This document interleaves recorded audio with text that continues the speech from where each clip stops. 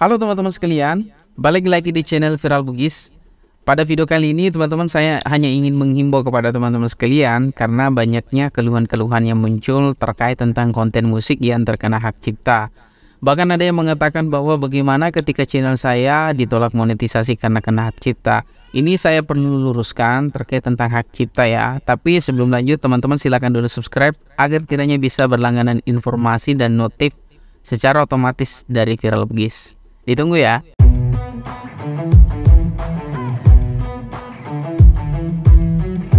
Berbahaya nggak pada channel kita ketika terkena hak cipta? Jadi ada dua pembahasan dijelaskan oleh YouTube bahwa ketika menggunakan konten re-upload itu, kalau seumpama kita mengupload suatu konten, taruhlah konten musik A, dan kemudian Oke teman-teman sekalian, jadi berbicara terkait tentang hak cipta, itu ketika kita berbicara hak cipta itu sama saja ketika kita berbicara terkait tentang kepemilikan.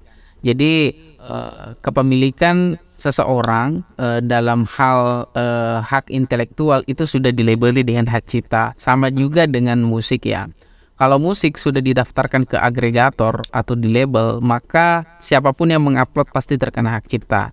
Namun ada yang bertanya-tanya, ketika saya membuat konten re-upload lirik musik, ketika itu terkena hak cipta. Nah, ini yang perlu saya klarifikasi bahwa kalau memang kita mengupload konten official musik atau lagu asli seperti halnya Peter Pan, Noah, Raja dan sebagainya, pasti akan kena klaim hak cipta dolar merah dan itu langsung ditegur oleh publisher asli ya.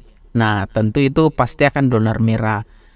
Terus yang kedua, ketika misalkan teman-teman mengcover sendiri atau mereupload cover, kemudian kena hak cipta, paling itu adalah hak cipta kecocokan melodi.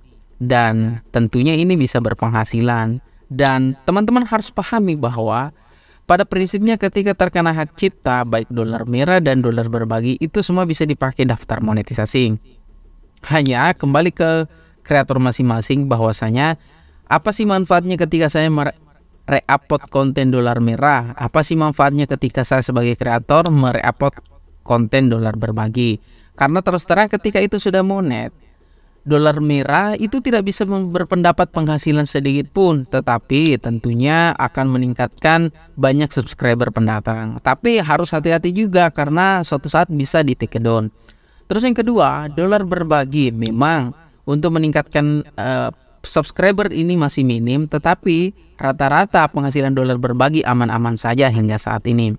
Nah, itu yang perlu teman-teman pahami. Terus, teman-teman juga harus ketahui bahwa dalam video re-upload kita, apakah re-upload cover atau re-upload official musik, itu teman-teman harus mengganti video dari konten musik itu.